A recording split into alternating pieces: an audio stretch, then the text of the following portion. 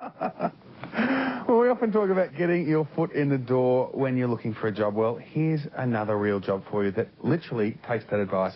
It's the traditional practice of reflexology, one of the treatments usually administered by a natural therapist, and I'm putting my best foot forward for diagnosis with naturopath Catherine Chan. Good morning, Catherine. Good morning. Thanks for joining us. Now, Al, you are, well, first of all, what is reflexology?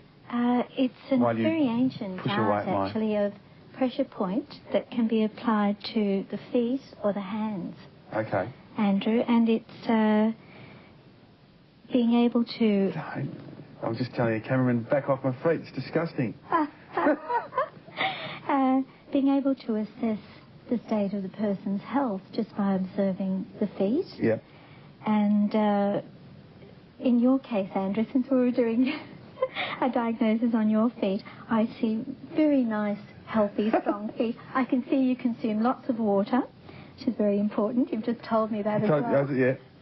But there is a little bit of redness and swelling around the bladder area. You'll see that there's also a couple of little welts here.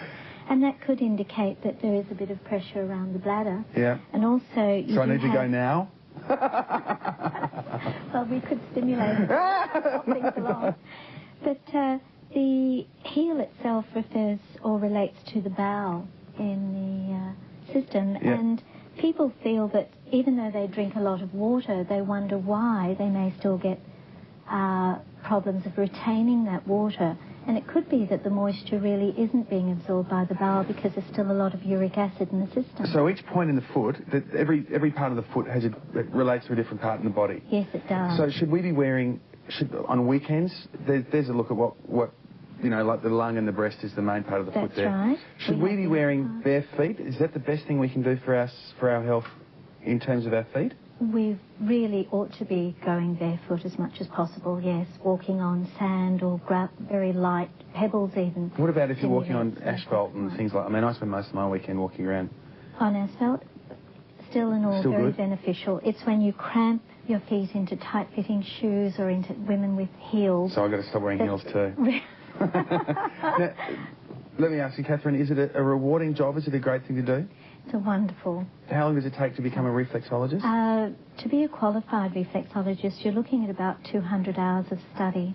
That involves looking at the mechanics of the feet, studying the anatomy and physiology, particularly pertaining to the feet, and then the corresponding areas that reflect to the body parts. Around a year of study?